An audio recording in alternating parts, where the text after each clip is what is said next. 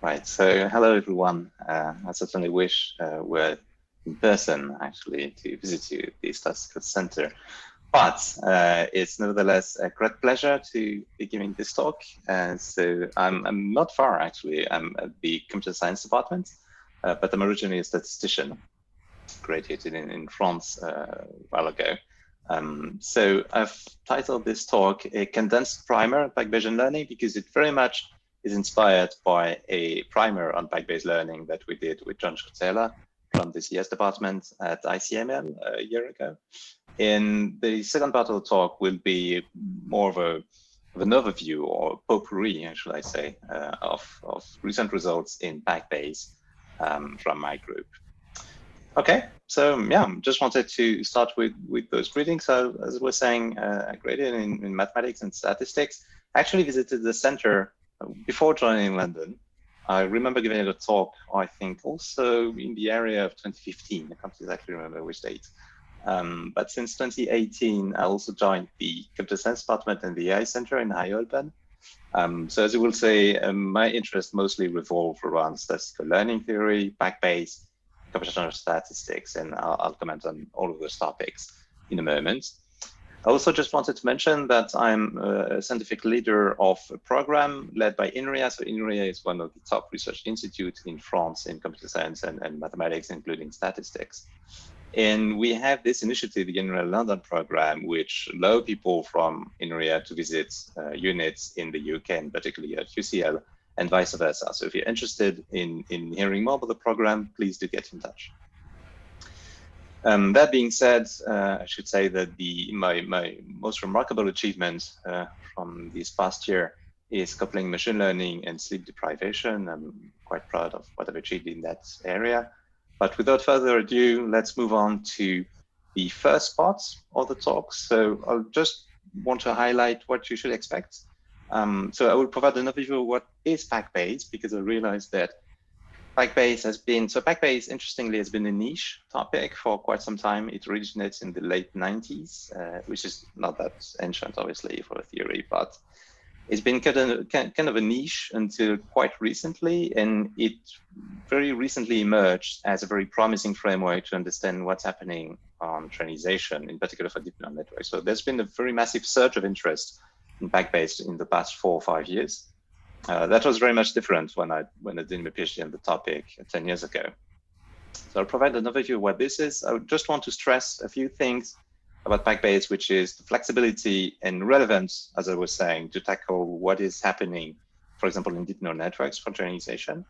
And I'll cover the key IDs. I'll highlight a few results. I think I might have time to actually cover a couple of proofs, but I won't go into too much detail because I only have an hour. And so I'll briefly conclude with a sample of what we've been doing recently. But obviously, this won't be the whole tutorial, so you're very welcome to have a look at the full tutorial at that stress.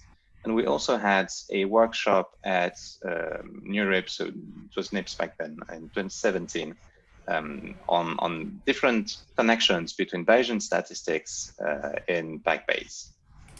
So you're very welcome to visit those links if you're interested.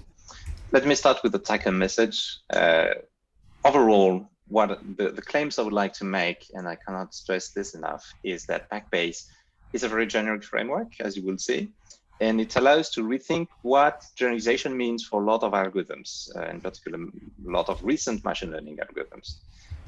In PAC-Bayes, you got the word Bayes, so you will see that there is a very strong inspiration from Bayesian statistics. It actually leverages the flexibility of Bayesian learning.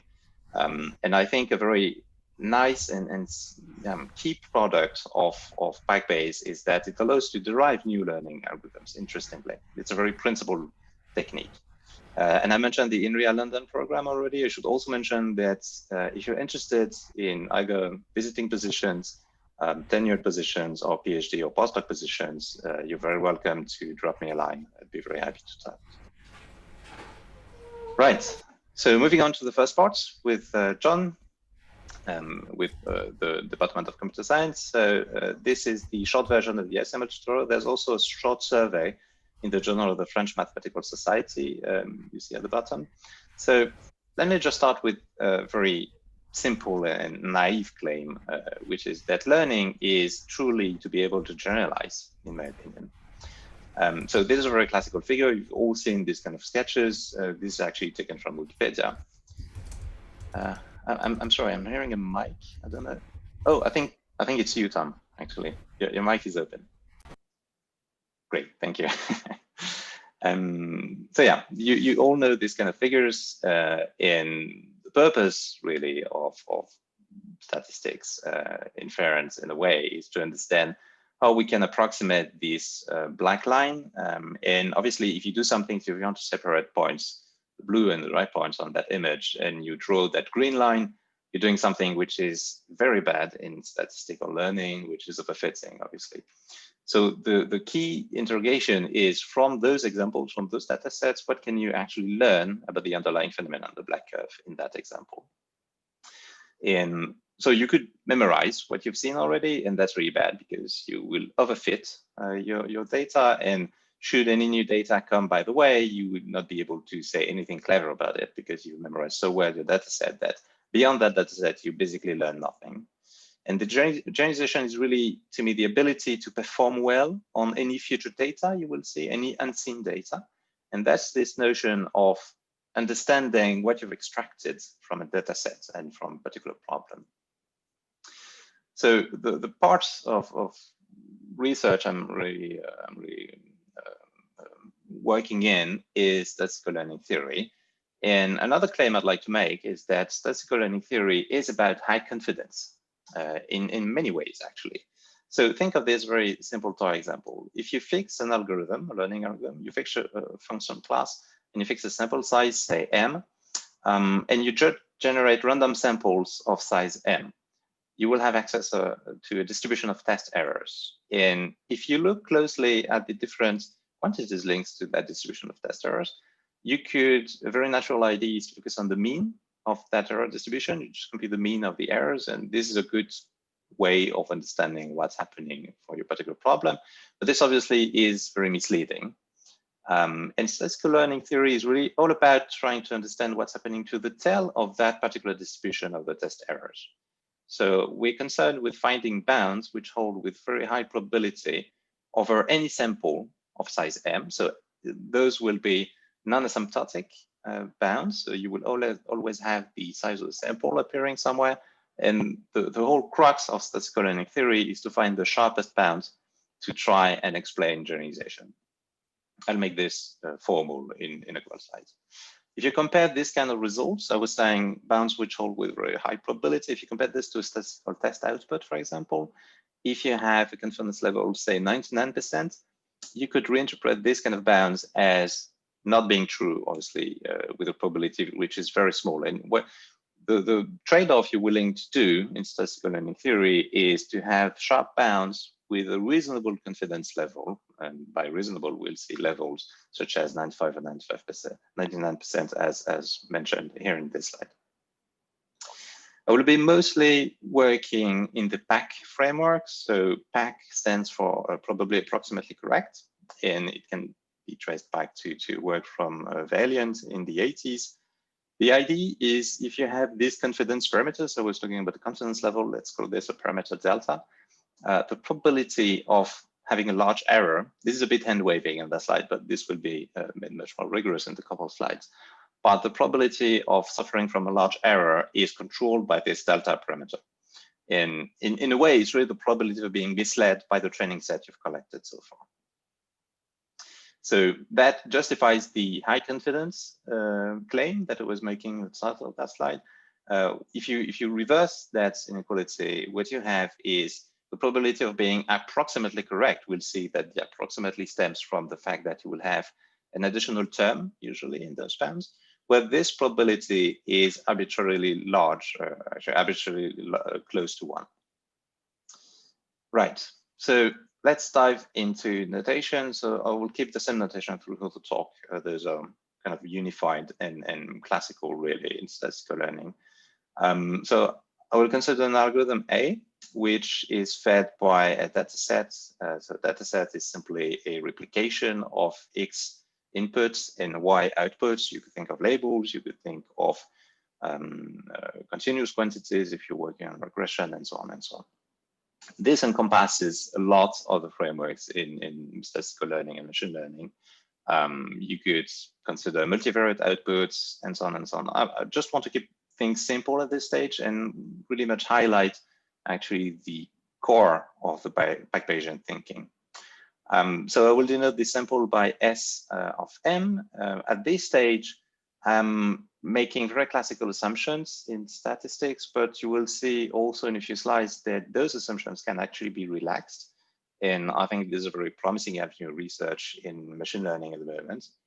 But for now, let's just assume that there is a known, obviously, data generating distribution P over the set Z of examples. So the input and output pairs. And what you're concerned with is finding the best hypothesis, so a H function, which actually mimics the underlying distribution. And we're going to assume as well that the examples are ID. Again, this can be relaxed, but for now, let's just stick with it. What can you do from there? So you have access to a sample, you've picked a function, you've picked a functional class set of hypotheses. What can you do from there? Well, basically two things. You could first learn a predictor, or you could also certify the predictor's performance. And actually, I will also make the claim that PAC-Bayes allows you to do this. You could do both tasks, actually, and those tasks actually interact a lot with each other. So by learning a predictor, I mean that you could use any algorithm driven by some learning principles. So this, again, this is a very generic definition. So pretty much any algorithm you could think of falls under that definition. The Bayesian flavor will be reinforced by the fact that it could be informed by some prior knowledge. Obviously, this might result in inductive bias. So you could, for example, say that you want to use a particular model, but you should be wary of actually the kind of biases this might introduce in the whole analysis. But nevertheless, you could learn a predictor from a sample, and you could also certify the performance by using generalization bands. And that is what PAC-Bayes is all about, really. And this tells you what's going to happen beyond the training set. As I was saying, generalization is the ability to say meaningful things beyond the training set. And those two goals interact a lot with each other. So you will see this. Again, defining the key quantities. So I've been talking about the performance, generalization, performing well or bad on data sets. So what do I exactly mean by that? Well, we use the definition of risks as very classical in statistical learning, of course, but we typically use a loss function. This will be denoted L, this small calligraphic L. And this is just measuring the discrepancy between the true output Y and what you predict to be the output given the input, which is H of X. Of course, this is a random quantity. So what you actually use is the empirical risk, which is the average of the errors over the whole sample. So I'm going to call this the in-sample risk. This will be denoted through the talk by R small in. So the in-sample risk, this quantity you can compute, obviously, and the theoretical risk, which is obviously out of reach because it involves an expectation with respect to the unknown data generating distribution. But this is the actual object you're interested in. This is the error of this particular hypothesis H versus any future unseen data you might collect in the future. A few examples of loss functions. There's really a whole zoo of loss functions out there. Those are the most classical ones. So if you work in classification, the 0, 1, or hinge loss are very popular. Squared loss in regression, log loss for density estimation, and so on and so on. There's a variety of loss. But PAC-Bayes actually holds whatever the loss you use. You will say that the bounds might be particularized if you pick a specific loss with specific properties, such as convexity. But for now, again, let's keep this at a very high level and consider that the loss could be pretty much anything. Right, so we're down to generalization. The whole question I've been asking so far is if I have a predictor H, a hypothesis H, which does well on the in-sample pair, so which has a low in-sample risk, the legitimate question is, will it still do very well on the out-of-sample pair? So if you collect new data, how will it behave? Will the risk be low or high? The risk being high, meaning that you have been overfitting in your previous sample. So for that, we define the generalization gap, which I will call delta. And this is simply the difference between the out of sample risk and the in sample risk.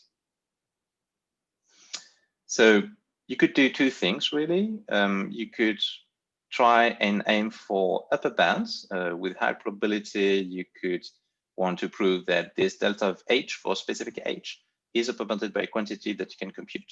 So this will typically depend on the sample size and the confidence level I was mentioning earlier. If I just rewrite things, that's just saying that the out of sample risk is upper bounded with a high probability by the in-sample risk plus that remainder term. Remember the approximately correct I was discussing a minute ago, where the approximately stems from here. There's this epsilon additional term in these bounds. You could also be interested in lower bounds. There's a whole literature on this. I'm not going to discuss lower bounds in this talk because, again, there's just an hour, but very happy to answer questions on that if you do have any. And the generalization bounds I'm going to present in a minute actually come in a series of flavors.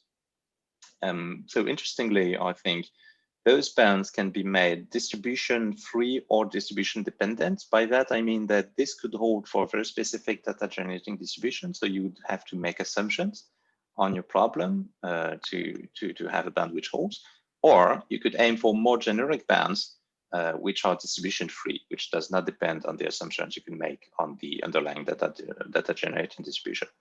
Obviously, there's no free lunch in statistics, as you know, so this comes at a price. The more distribution free the result, the less sharp the bounds, obviously. This could also be made algorithm free or algorithm dependent, and by that I mean that you could have bounds holding for a specific h. So h is your favorite estimator, it's a lasso or a decision tree or a deep neural network or a naive Bayesian estimator or whatever you want. Or it could be algorithm free in the sense that this might hold for any h. And again, there's a trade-off that is obvious in this situation. If this holds for a very large class of hypotheses, then obviously the bound is likely to be less sharp. Right. I've been working on generalization bounds for more than 10 years now, so I'm pretty much convinced of their interest. But let me try and convince you, if you've never worked on generalization bound or never used one, why it might be relevant to your work and why, in my opinion, you should care also about generalization bounds. In my view, generalization bounds are a safety check in the sense that they give you a theoretical guarantee on the performance of a learning algorithms, which is trained on actual and real data. But it gives you a theoretical guarantee of their performance on any future data you're going to collect, so any unseen data, hence the safety check. You could have an algorithm which you train on a particular sample and you achieve very low training loss. You could do a cross-validation step and say, okay, so the performance is actually quite good, but you might still be prone to overfitting. You must still be prone to weaknesses of your algorithms. And you could detect those with a generalization band, especially if the band is particularly sharp for your hypothesis. So recalling the form of generalization bounds, just want to emphasize here that the right-hand side of that band, so on the left-hand side, you get the out of sample risk, which you can't compute, but that's precisely the quantity you're interested in. And on the right-hand side, you get the in-sample risk, which obviously you can compute, and this reminder term epsilon of m and delta. And in most cases, in particular in most cases in PAC-Bayes, you will see that you can actually compute this quantity. So you can compute the whole bound, the whole right-hand side of the bound, with a training sample only. This only depends on the training sample. So you do not need to do cross-validation. You do not need to collect new data sets.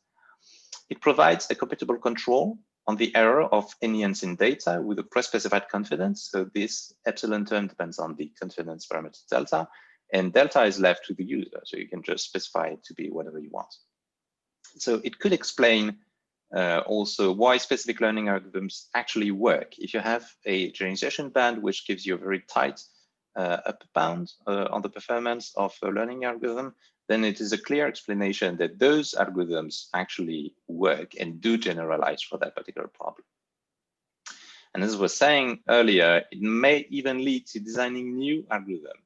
And that's, I think, one of the key points really of PAC-Bayes, which is a very principled way to not only analyze algorithm, but also invent new ones. Okay. Feel free to ask me any questions, by the way. I didn't say at the beginning, but of course, just raise your hands or unmute you. There's absolutely no worries. So before we dive really into PAC-Bayes, let me just also briefly recap what statistical learning theory before PAC-Bayes has to offer. So if you typically have, so this is a very toy example, but let's assume that you only have one possible hypothesis. There's only just one function in the whole world. This serves as a building block for the rest, obviously. But with probability which is arbitrarily close to 1, you could have a bound saying that the out-of-sample risk is bounded by the in-sample risk plus basically log of 1 over delta of a square root of the sample size. This is a very classical result. It's not surprising for anyone in statistics. What this tells you is that if this quantity is small, and if this quantity is small as well, meaning that either the delta parameter is not too close to 1 and the sample size is large enough, then it tells you that H actually does generalize, right? Because the out-of-sample risk will be bounded by something which is small. This serves as a building block for the case where you have not just one hypothesis, but a finite set of hypotheses. The bound is basically the same as before, but instead of a 1 in the log, you get here the cardinal of the hypothesis space. So you pay how many hypotheses you have through a log, so it's not that much, but you still pay it. If you want to do something a bit more involved, you could also consider distributions over the hypotheses as we will see in PAC-Bayes and weight differently the different hypotheses that you have. This is the structural risk minimization approach, which has been extremely popular in the 70s and the 80s. And if we move now to uncountably infinite function classes, then you would need more intricate notions such as Rademacher complexity or Vapnik-Chaban and case dimensions and so on. So this slide covers pretty much 40 or even 50 years of research very briefly. So I'm not going to dive into details. What I want to highlight, though, is that those approaches are really interesting if you want to analyze the performance of individual functions, individual hypotheses, and they have been extremely successful. But in some sense, they do not take a lot of accounts of correlations. So if I have a hypothesis H1 and any of you has a hypothesis H2, well, you can compute both bounds and then try and compare them. If rather than 2 hypotheses, we have 1 million, well, it's not very realistic that we're going to be able to compare those performance and try to find a hierarchy really of estimators or hypotheses. So this is where PAC-Bayes actually kicks in. PAC-Bayes does not consider hypotheses. It does not consider H functions. It considers distributions of such functions. So in a way, that's an additional layer on statistical learning theory. It's a meta-analysis in that sense. And I'm going to make this precise right now. So what is PAC-Bayes? We're finally there after 20-ish minutes. So this is a PAC-Bayes framework in a nutshell or in a slide. Before collecting data, we fix a distribution, which I will call P. So don't pay attention to this M1 of H notation. I realize that there's a lot of notation which are actually not useful to understand what's going on here. It's just a set of distributions, of probability distributions over the hypothesis space H. What's interesting is that I fix a probability distribution. I'm going to create a prior, but it's not actually a prior. I'm going to comment on that because it's always a point which is confusing. Then you collect data and you want to learn, this time you want to learn a distribution, which I will call Q. And we're going to call this a posterior, but again, it's a distribution masquerading as a posterior. It's not an actual Bayesian posterior, but more on this later. I'm building the suspense here. Once you have those two distributions, P and Q, you can make predictions. So the way you would perform a prediction in PAC-Bayes would be to draw a new hypothesis. You draw a hypothesis H from Q, and then you predict with it. So in a sense, you're randomizing completely your predictions because at every point, at every new query point, you actually draw a fresh function, and then you use that function to make predictions. So if we now want to compare predictors and algorithms, we need to change slightly the definitions of the in-sample and net-sample risk. So far, they were holding for hypothesis. We're not considering the exact same quantity, but holding for distribution. So the in-sample risk of the Q distribution would just be the average of the in-sample risk of H, where H is drawn from that distribution, and the same goes for the theoretical counterpart. And so far, I was able to compare the discrepancy between two functions. Now that I'm dealing with distributions, we're going to use a different way of measuring the discrepancy. This is usually the Kullback-Leibler divergence, which I will note KL of QP.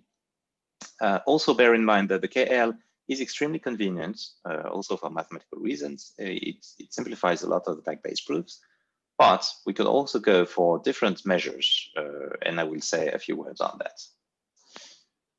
Now I'd like to make another claim, third or fourth in my talk so far, but I'd like to make the claim that you could see PAC-Bayes as generalized Bayesian thinking. Let me explain what I mean by that. In Bayesian inference, you would typically have a prior and a posterior, so proper priors and posteriors in Bayesian lingua. And from the prior, you basically have a unique way of going to a posterior, or should I say, if you define a prior and a likelihood, then you have a unique way, up to constant obviously, but you have a unique way to define your posterior. And this Bayesian inference principle is extremely powerful and is at the root really of a number of successes in statistics and machine learning. But what PAC-Bayes does is slightly different. So where it is unique in Bayesian inference, in PAC-Bayes, you get as a prior with quotes, you could use any distribution, not depending on data. And the posterior is pretty much any other distribution, possibly depending on data. It's obviously a very good idea to make it depend on data, but it's not even required by the theory. And you go from the first one to the second one with the same philosophy, in a sense. You use the Bayesian update principle, but it is not a statistical modeling. There is no likelihood involved. There is no model in PAC-Bayes, hence the model-free qualification of what PAC-Bayes is. So the only thing that you do is try and define a loss. So you could argue that a loss kind of defines implicitly statistical modeling. I do not think this is always true. At least you cannot write the statistical model.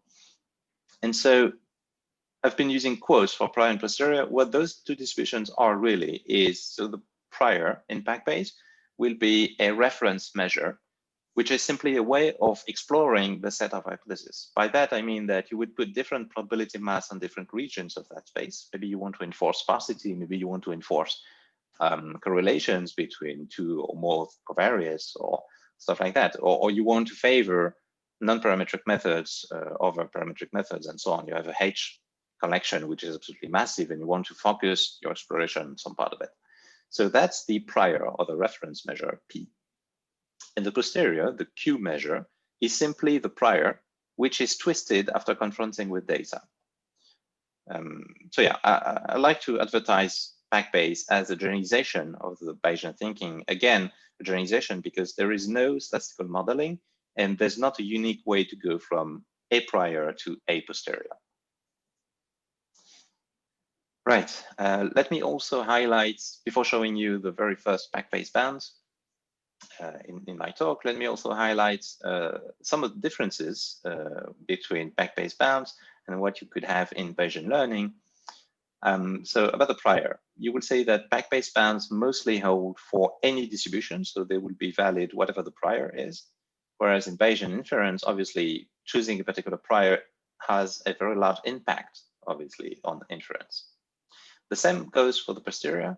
In PAC-Bayes, all the bounds actually hold whatever the posterior is. So this makes it a very generic tool, and it also opens the way to optimizing the bound with respect to those two distributions in particular. In Bayesian inference, the posterior is actually uniquely defined by choosing both a prior and a statistical model. And as for the data generating distribution, Again, the PAC-Bayes bounds will hold whatever the distributions, but as a prior, the choice of statistical modeling that you make actually have a very large impact on inference. If you run a Bayesian model and then you pick a whole new prior, or you pick a whole new likelihood function, then you're very likely to obtain extremely different results. And in a way, this is something which is alleviated in PAC-Bayes. Right. So enough with building the suspense. Let's now show the very first classical PAC-Bayesian bound.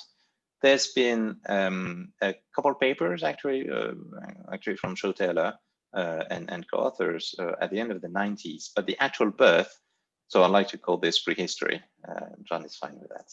But the actual birth of PAC-Bayes is due to David McAllister in two papers in court, 98 and 99. And this is the bound from David's McAllister, slightly rewritten, but this there's the same philosophy. So the bound goes like this. For any prior P, remember what I was saying a minute ago, this holds whatever the prior. For any prior and any confidence level, the probability of having the out of sample risk being bounded by the in sample risk plus a complexity term, which I will comment in a minute, this probability holding simultaneously for any Q distribution, any posterior distribution, this probability is arbitrarily close to 1. So hence, this is a justification of the PAC acronym again, because with arbitrarily large probability, you're approximately correct in the sense that you're approximately as good as you are on the training sample, plus a reminder term. And this complexity term measures, so this is very classical. This is actually what's inherited from the building block I was mentioning earlier. So you get a log of 2 over delta times something, times the square root of the sample size, but this through a log. Let's pay attention rather to this part, which is the square root of the KL between Q and P over the square root of the sample size. So what this tells you is that as you accumulate data, this is likely to go down to 0 at a rate 1 over square root m, but you also pay the discrepancy between those two measures, between Q and P. So you're measuring the discrepancy between the prior and the posterior. This is a prototypical PAC-Bayes bound. It's one of the most famous ones. And I've said in my introduction that PAC-Bayes is a very flexible framework. Let me insist on that. What I would like to emphasize is that this framework has been applied to so many frameworks in statistical learning and machine learning, obviously in statistical learning theory, but also for understanding the performance of many supervised learning algorithms, such as SVMs. It's been applied, this is actually a large part of my contributions from my PhD a while ago. It's been also applied in high-dimensional regression, additive models, and actually I'm pretty sure that the additive model contribution is the one I presented last time I spoke at the department, which is a few years back. It's also been extremely popular in classification, in trying to understand also in more recent work what domain adaptation problems and transfer learning problems more generally could benefit as generalization guarantees. I've said earlier that the ID assumption, for example, could be relaxed. There's a few works in that direction. I'm going to comment on one of those in the second part, if time allows. You could also go with PAC-Bayes, working on reinforcement learning, sequential learning, density estimation. More recently, there's been a surge of interest in differential privacy, linking also to the notion of stability, which is much more ancient. And finally, as I was saying also in the teaser at the beginning, PAC-Bayes has emerged as basically the only way of deriving generalization guarantees for some architectures of deep neural networks, not all of those, obviously.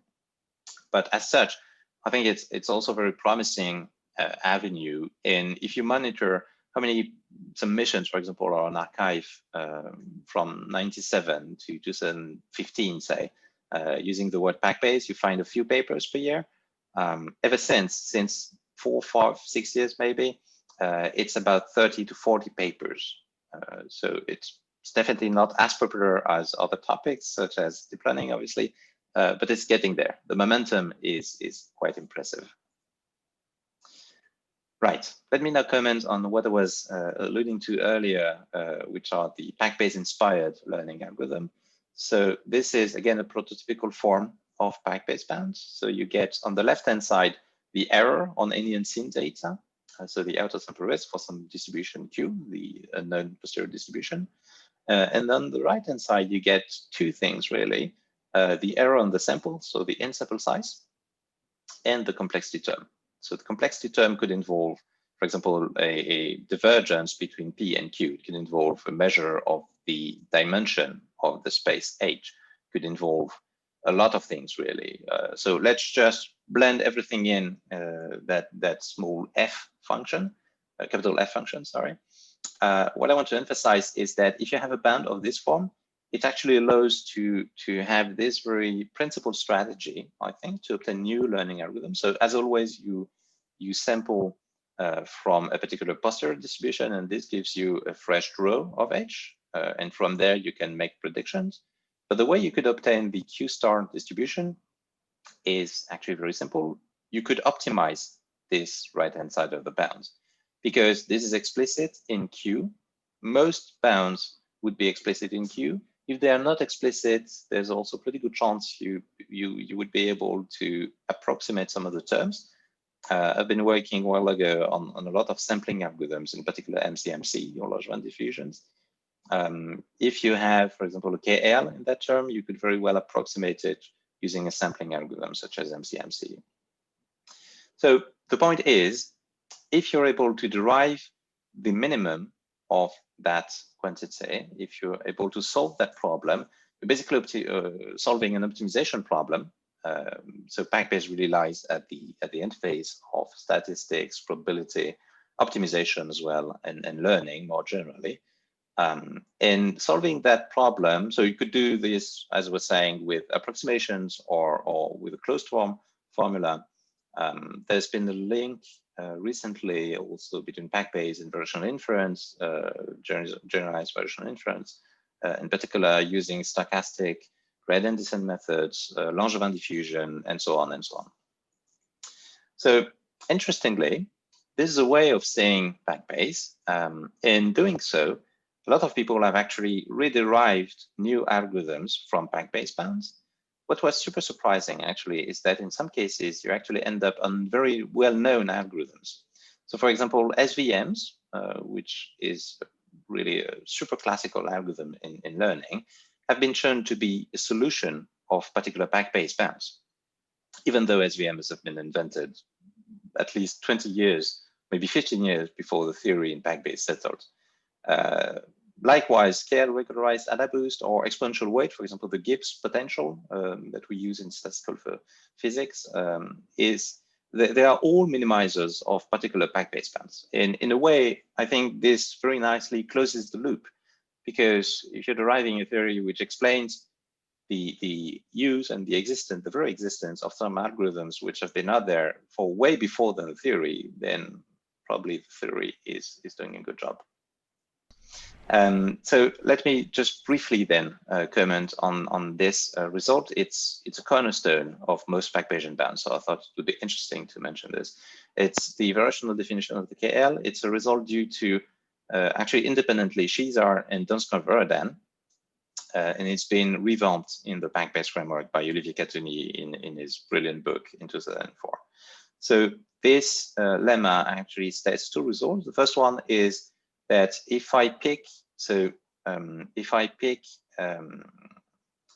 pick any probability P on a measurable space, then I can find the Legendre transform of the KL and have a closed form, which is the log of the integral of the expectation over here. This notation means that Q is absolutely continuous with respect to P, by the way. So not only do I have an expression for that supremum, I also know the distribution which realizes the supremum, and this is the well-known Gibbs distribution. The Gibbs distribution has a Radon-Nikodym density, which is given by this. The density after constant is the exponential of the argument that you have in that Radon-Nikodym derivative. So that result may seem very far-fetched and not connected at all with PAC-Bayes, but you will see in the next slide that it actually is the building block which is essential in proving PAC-Bayes generalization bounds. So I'm recapping over here the two results. So let me give you the proof, because I think it's super short and quite elegant, really. So let's pick P and Q, so the prior and posterior distributions. Let's try and write what minus KL of Q and G is. So G is the Gibbs posterior. I'm just writing the definition. I'm artificially introducing P over here. So I'm just writing that the Radon-Nikodym derivative dQ over dG is actually dQ over dP and dP over dJ. So for this, you need to assume that they're both absolutely continuous, obviously. Then you just use the fact that you can separate the logs. Then you realize that the first term is actually the definition of the KL between Q and P. And then just writing the definition. So I'm just deriving what is inside the log. Remember, you get the expression over here. So you get the first one with the exponential, and you get the second one, which is actually the constant. Okay. Then you realize that the KL cannot be negative. So the maximum of this minus KL is reached in Q equals G, and it's actually equal to 0, obviously. And once you've written this, well, you basically have the results. So it's a very simple proof which fits in one slide. And if you now pick a particular phi function, so if you pick phi to be up to some temperature parameter minus the empirical risk, let me just rewrite what this lemma means in that world. It tells you that the Gibbs distribution, the Gibbs optimal distribution, is up to a constant given by the exponential of minus temperature times the empirical risk. And this is the solution to that particular problem. And that particular problem actually makes a lot of sense.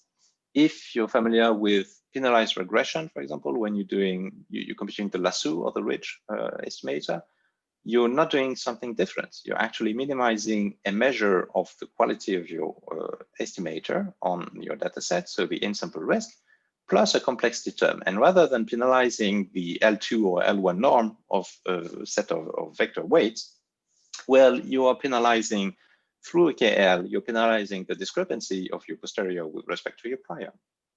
It's exactly the same philosophy.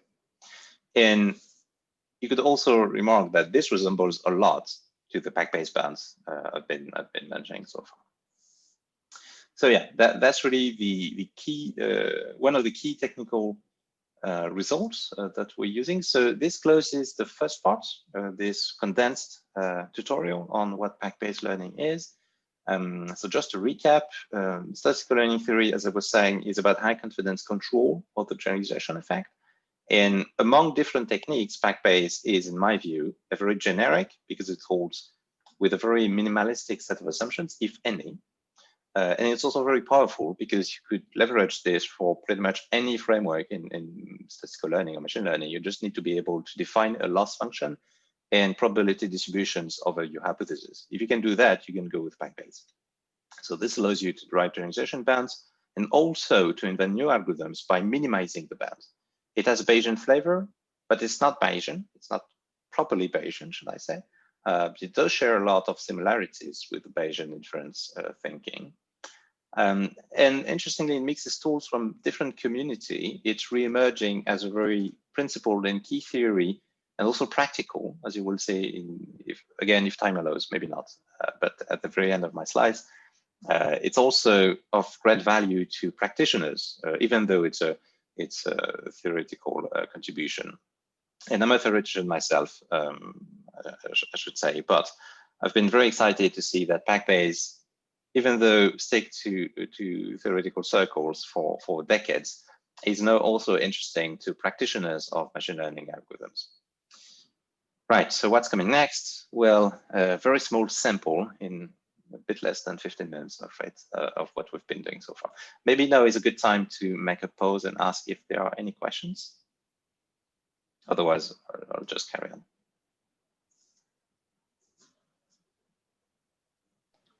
If there isn't anyone else, I can ask a question, but sure. Hopefully it's not a silly one. But no such thing. What I was thinking about, given that PAC is about actually constructing algorithm or guarantees for algorithm with good basically generalization bounds on unseen data. Yeah. Does it mean that, I was wondering, does it mean that PAC-based algorithms have more robust bounds or guarantees in general for under like covariance shift, or like when the distribution sort of like changes between the train and the test set? Right. That's an excellent point.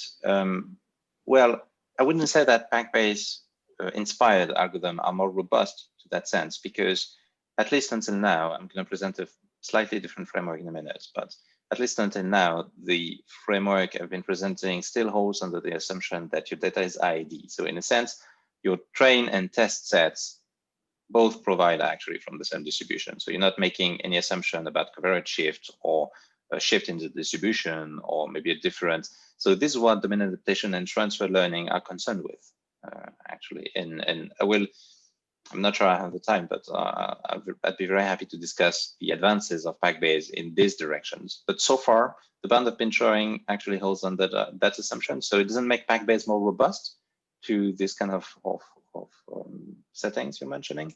But using PAC-Bayes, what you have is very strong guarantee that you're in the tightest possible situation, in the sense that you're optimizing the bound, so you have the lowest generalization error possible, but holding in the same assumption for both train and test. I hope this answers your question. Great. Yeah, it does. Thanks a lot. Cool. Thanks. So initially, so I've been giving this talk in quite a few places now, mostly on Zoom this past year, unfortunately. But I usually pick a few papers from my group and put some highlights on those. So because I don't have that much time, I think I'll just focus on two of those ones. So I'm very blessed to have a fantastic set of collaborators for the past years. And I'm just going to briefly comment on the first paper with Pierre Alquier, who's right over there. We've known each other for quite some time now in France, and he's known in Riken in Japan. Then I'll briefly mention also the paper with Gaël, Pascal, and François, who are all in Quebec. This is the second one, which is a NeurIPS 2019 paper. And then I'm afraid I won't have time to comment on the following papers, but you're very welcome to ask me questions or go check the papers on my webpage with Kento and again Pascal. So Kento is also with Riken in Japan. That was a paper at UAI on contrastive and supervised representation learning, which is kind of a hot topic right now in representation learning.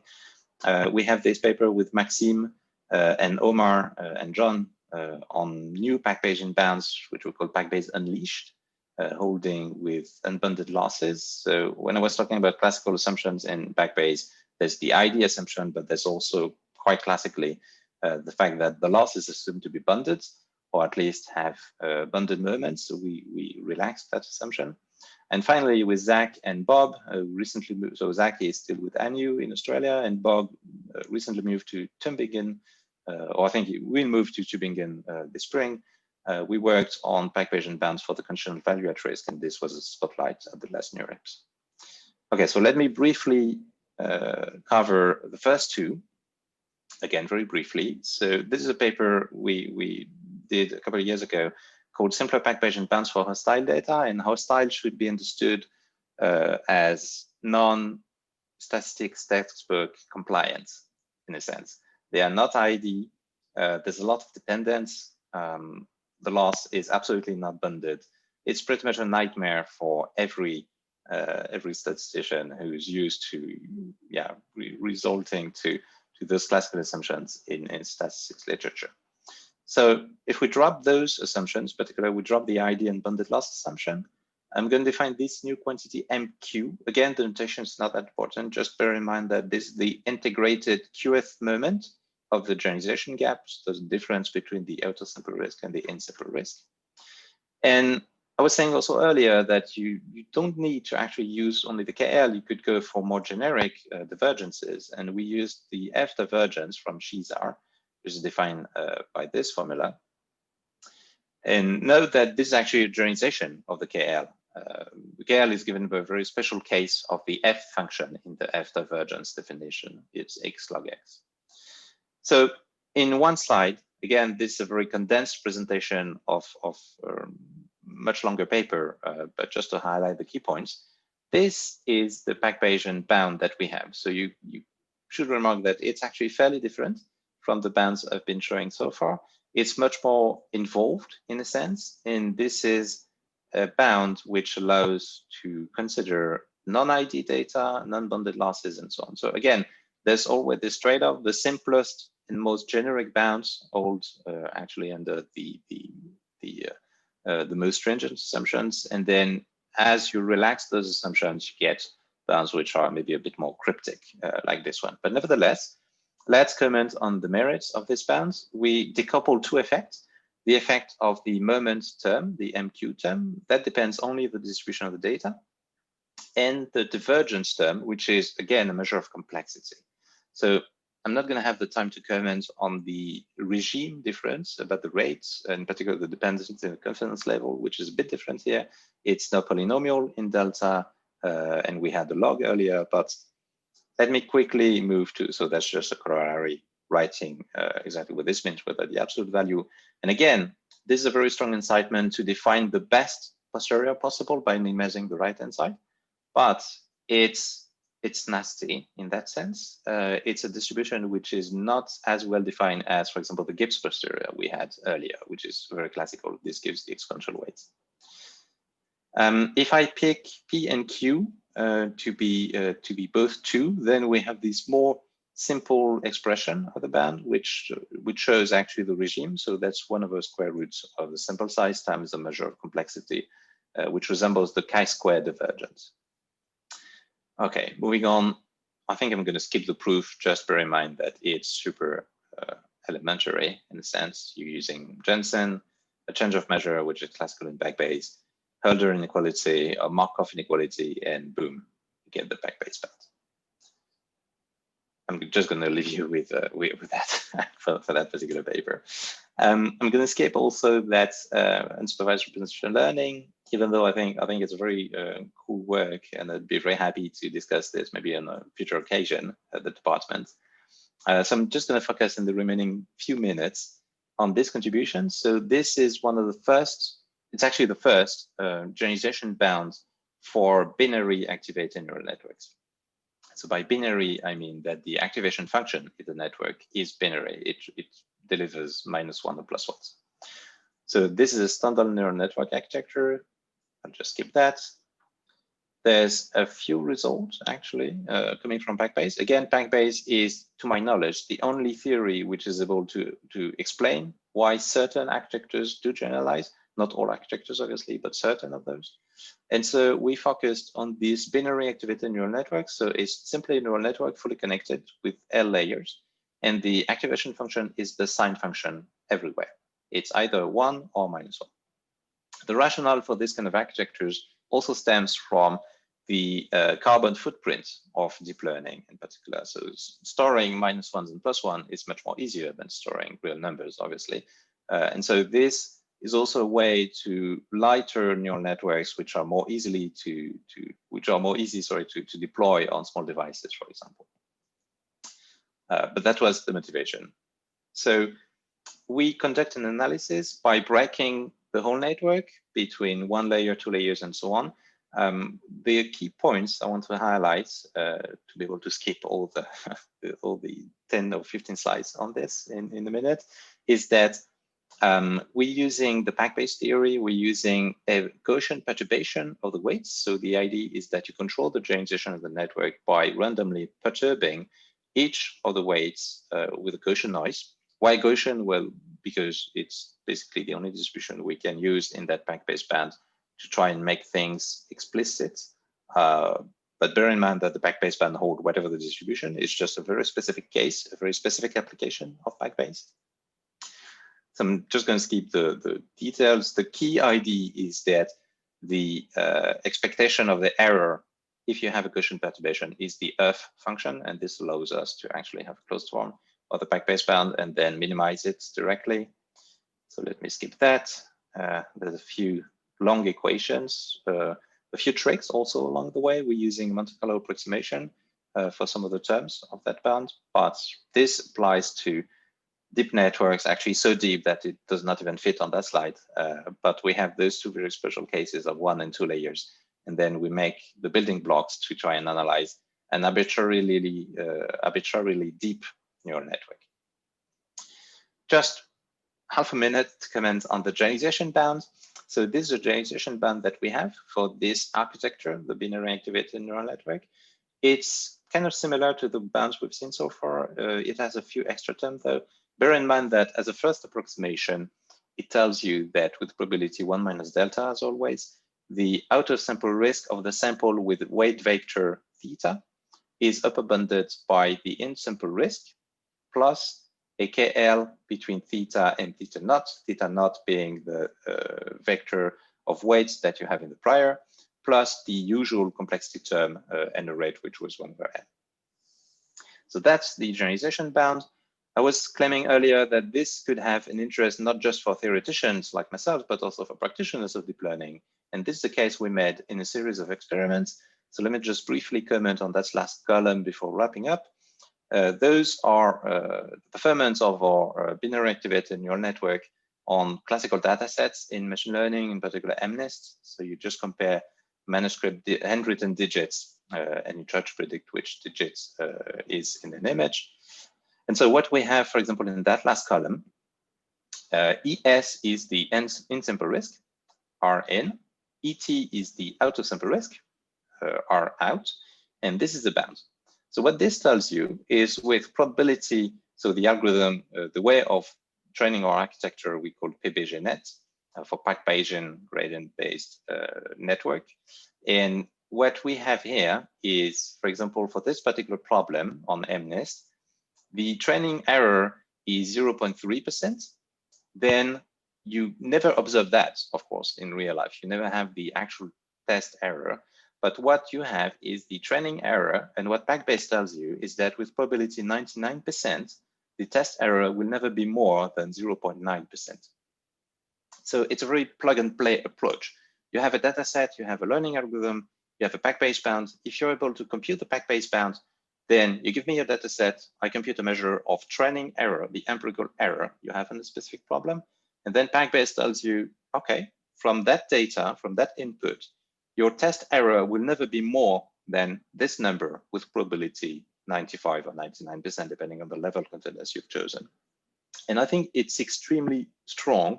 And this is a safety check I was mentioning earlier, because before even collecting new data, you know absolutely certainly, or approximately certainly, should I say, because there's still this confidence parameter, that the test error cannot be larger than a certain number. Of course, if that number is very high, the bound is not so useful. But in that particular case, saying that you have a test error which would be no more, for example, than 3% is extremely valuable before deploying your deep net into the real world. Okay, I'm going to close it here. So thank you very much for listening to me.